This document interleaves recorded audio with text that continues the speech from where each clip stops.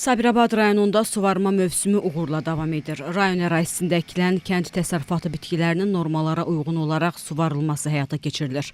71 min hektardan artıq əkin sahələrinə xidmət edən Dövlət Su Ehtiyatları Agentliyinin tabeliyində olan Sabirabad su meliorasiya sistemlərinin istismarı idarəsinin balansında ümumi uzunluğu 2422 kilometr olan suvarma kanalları, 3441 kilometr isə kollektor diren şəbəkəsi mövcuddur. Hal-hazırda sahilində dayandığımız kanal Zakir kanalıdır. Zakir kanalı Sabir adına magistrat su kanalından qidalanır. Zakir kanalının uzunluğu 5,6 kilometr, su buraxma qabiliyyəti 1,1 metr kub saniyə, xidməti ərazisi 600 hektardır. Zakir kanalı əvvəllər torpaq məcralı kanal olub. 2024-cü ilin sonları, 2025-ci ilin cari 3 ay ərzində Zakir kanalının 856 metr hissəsində beton üzləyi alınmışdır. Bu da kanalda su itkilərinin qarşısını almaqla yanaşı, su istifadəçilərinə vaxtı-vaxtında suvarma su ilə təmin edilməsi üçün şərait yaradılır. Sabirabad su meliorasiya sistemlərinin istismarı idarəsi tərəfindən rayon ərazisində əkilən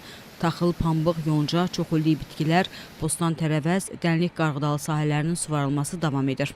2025-ci il suvarma mövsümünü uğurla başa vurmaq üçün cari 3 ay ərzində 266 kilometr uzunluğunda suvarma kanalları lildən təmizlənmiş, 21 kilometr kollektor drenaj şəbəkələrində lildən təmizləmə işləri icra olunmuşdur. Eyni zamanda da hidrotexniki qurğularda təmir bərpa işləri aparılmışdır.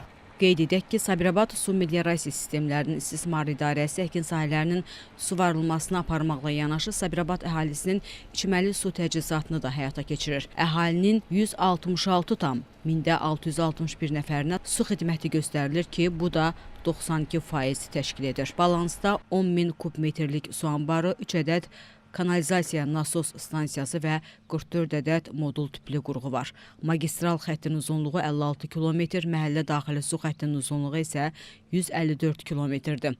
Bundan başqa 172 ədəd ictimai bulağa və 3 ədəd şəhid bulağına xidmət göstərilir.